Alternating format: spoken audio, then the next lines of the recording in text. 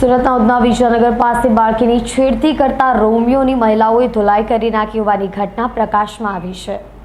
સુરત શહેરના ઉધના વિજયનગર વિસ્તારમાં એક રોમિયોને માર પડી છે। મળતી માહિતી મુજબ ઉધના વિસ્તારમાં રસ્તા ઉપર જતી બાળકીની રોમિયો છેડતી કરતા મહિલાઓએ તેની ધોલાઈ કરી નાખી હોવાની ઘટના પ્રકાશમાં આવી છે। ઉધના પોલીસે મહિલા દ્વારા ધુલાઈ કરતા શખ્સની અટકાયત કરી વધુ તપાસ હાથ ધરી છે। હાલ લોકો દ્વારા બનાવેલા વિડીયોને સોશિયલ મીડિયામાં વાયરલ કરવામાં આવ્યો છે। પોલીસે જણાવતા કહ્યું, આજે ઉધના વિજયનગર પાસે બાળકીની છેડતી કરી હોવાનો કોલ મળ્યો હતો। કોલ મળતા જ પોલીસ ઘટના સ્થળે પહોંચી રોમિયોની અટકાયત કરી રોમિયોગીરીને કાઢી કાઢી હતી। ભેસ્તાન ખાતે આવેલા ફાયર વિભાગના ક્વાર્ટર્સમાં ચોર ઇસમ ત્રીજી વાર ચોરી કરવા આવતા લોકોએ તેને ઝડપી લઈ થાંભલા સાથે બાંધી 100 નંબરમાં કોલ કરી ચોરને પોલીસને સોંપી દીધો હતો।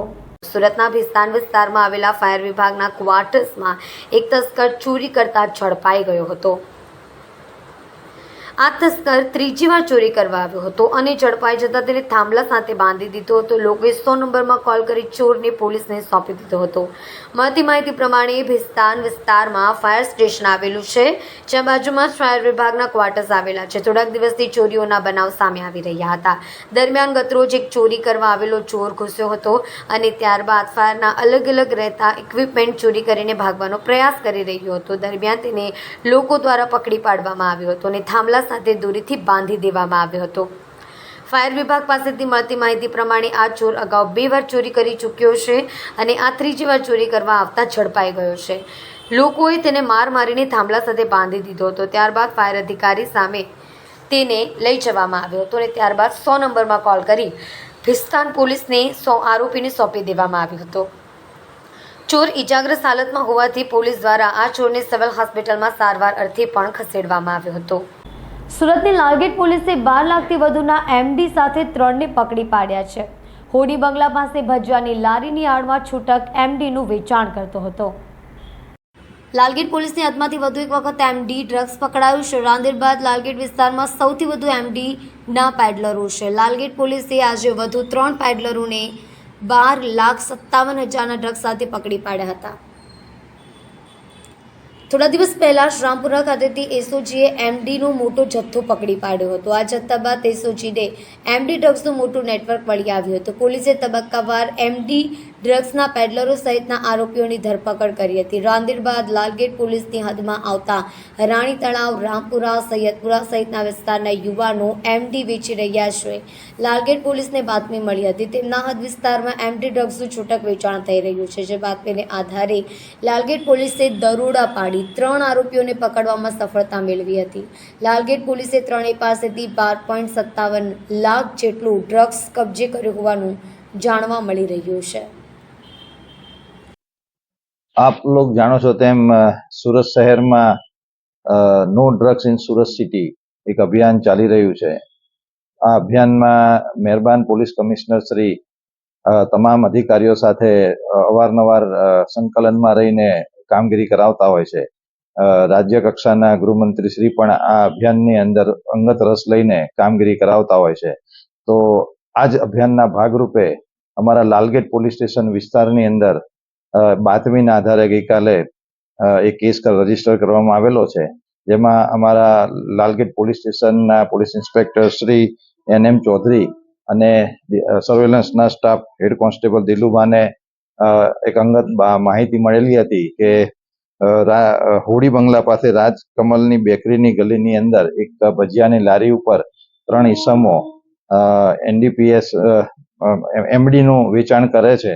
તો આ અનુસંધાને પોલીસે ઇમિડિયેટ કાર્યવાહી કરી અને ત્યાં રેડ કરતા 125.71 ગ્રામ મેફેડોન ડ્રગ્સ જપ્ત કરેલું છે, જેની કિંમત થાય છે 12,57,100।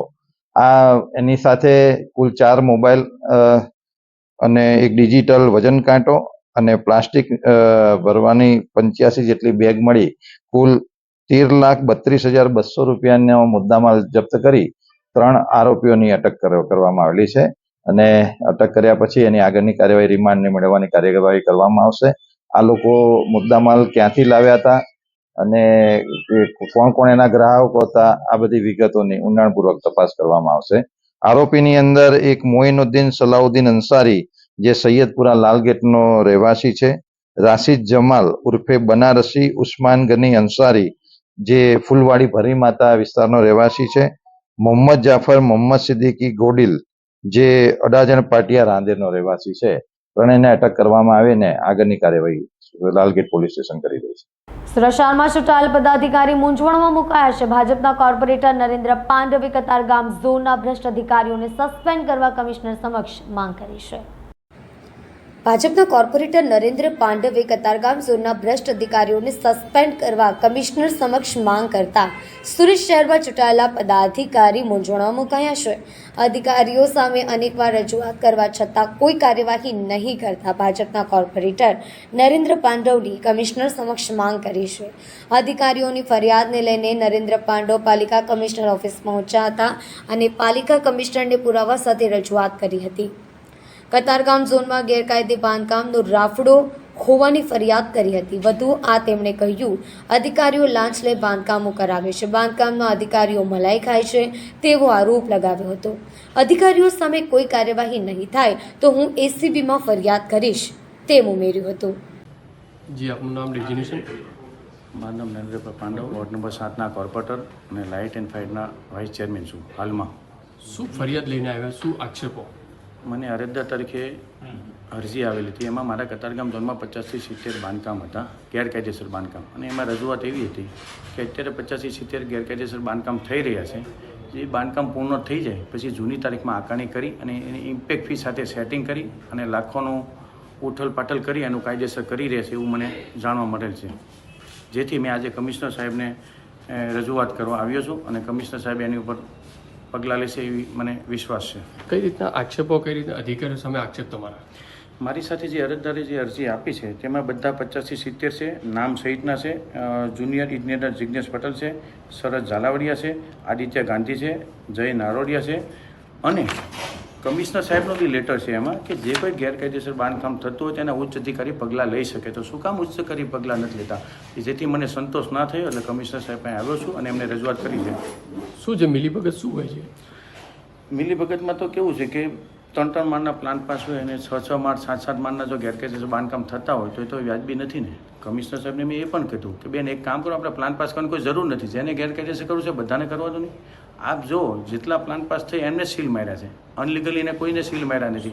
તો શું પ્લાન પાસ કરે એને ભોગવવાનો વારો આવે છે? આ તો ખોટું જ કહેવાય ને. અધિકારીઓ પોતાની મનમાની ચલાવે? 100% મનમાની કરે. હું તો કહું અધિકારીને સસ્પેન્ડ કરવાની વાત છે. મેં કહ્યું સસ્પેન્ડ નથી કરવા, એને ડિસમિસ કરો. જો એક વખત ડિસમિસ કરશો તો આખા સુરતમાં એક નામ અને એક ઇમ્પ્રેશન પડશે. ખરેખર અધિકારીને ચેતતા રહેવું જરૂરી છે. જો કાર્યવાહી નહીં થાય તો તમે કઈ રીતે સુધી પહોંચશો? સુરતમાં એમ્બ્યુલન્સ ભાડે મૂકવાના નામે 5.25 કરોડની છેતરપિંડી કરનાર મુખ્ય સૂત્રધાર ડોક્ટર હાર્દિકની ઇકોસેલ પોલીસે ધરપકડ કરી છે. 50% નફાની લાલચે 12 ડોક્ટરોને છેતર્યા હતા. સ્વિમેર હોસ્પિટલના તબીબ દ્વારા એમ્બ્યુલન્સના ધંધામાં 50% નફાની લાલચ આપી શહેરના 12 ડોક્ટર સાથે 5.24 કરોડની ઠગાઈ કરવામાં આવી હતી. આ અંગે ક્રાઇમ બ્રાન્ચે ફરિયાદ નોંધી ઇકોસેલે તપાસ હાથ ધરી હતી. આ કેસમાં ઇકોસેલે મુખ્ય સૂત્રધાર આરોપી ડોક્ટર હાર્દિક પટવાનીની ધરપકડ કરી છે. પોલીસ સૂત્રો પાસેથી મળતી માહિતી મુજબ સ્વિમેર હોસ્પિટલમાં બાયોકેમિસ્ટ્રી વિભાગમાં ટ્યુટર તરીકે ફરજ બજાવતા 37 વર્ષીય ડોક્ટર કપિલ અરવિંદ ચહાણે ક્રાઇમ બ્રાન્ચમાં ફરિયાદ આપી હતી. તેને આધારે પોલીસે સ્વિમેર હોસ્પિટલના ડોક્ટર હાર્દિક રમેશ પટવા, તેના ભાગીદાર હેમંત ડાહિયા પરમાર અને મયુર વાલ્મીકી ગોસ્વામીની સામે ઠગાઈનો ગુનો દાખલ થયો છે. આખરે આ પ્રકરણમાં મુખ્ય સૂત્રધાર ડોક્ટર હાર્દિકની ઇકોસેલે ધરપકડ કરી છે. સ્વિમેર હોસ્પિટલના ડોક્ટરે તેના 2 ભાગીદાર સાથે મળીને 12 ડોક્ટર સહિતના 13 જણાને એમ્બ્યુલન્સના ધંધામાં રોકાણ કરાવી 50% નફો આપવાની માટે ટેન્ડરની વાત કરી હતી. બાદમાં એક રાજ્યમાંથી બીજા રાજ્યમાં પેશન્ટને એમ્બ્યુલન્સ લઈને એક ટ્રીપના 1 લાખની રકમ મળે છે તેવું કહીને લાલચ આપી એમ્બ્યુલન્સના ધંધામાં 50% નફો આપવાના સપના બતાવ્યા હતા. 12 ડોક્ટર અને 1 ડોક્ટરની પત્ની સહિત 13 જણાને 5.24 કરોડની રકમ ચાઉ કરી ડોક્ટર હાર્દિક ફરાર થયો હતો. અગાઉ 2 એમ્બ્યુલન્સ સંચાલકોની ધરપકડ કરવામાં આવી હતી. હાર્દિક કરજણ, બનારસ અને બારડોલી સહિત અલગ અલગ જગ્યા પર નાસ્તો ફરતો હતો. ધર્મશાળા કે લોજમાં રોકાતો હતો. આરોપી તેના ઘરે આવવાનો હોવાની બાતમી મળતા ઇકોસેલે આરોપીને દબોચી લીધો હતો. તારીખ 18 મે 2024ના રોજ આરોપી હાર્દિક પટવા, હેમંત પરમાર અને મયુર ગોસ્વામી વિરુદ્ધ છેતરપિંડી અને દસ્તાવેજનો બોગસ દસ્તાવેજ બનાવવા અંગેનો ગુનો દાખલ કરવામાં આવેલ, જેમાં હેમંત પરમાર અને મયુર ગોસ્વામીને પહેલાથી જ અરેસ્ટ કરી લેવામાં આવેલ છે અને ગઈકાલે હાર્દિક પટવાને આ ગુનાના કામે અરેસ્ટ કરવામાં આવેલ છે. ગુનાની હકીકત એવી છે કે આરોપીઓએ ફરિયાદી અને ભોગ બનનારને એમ્બ્યુલન્સનો બિઝનેસ કરવા માટે અને તેમાંથી સારું વળતર મળશે એવું જણાવી અને તેઓની પાસેથી પૈસા મેળવી લઈ અને તેઓની સાથે છેતરપિંડી વિશ્વાસઘાત કરેલ છે.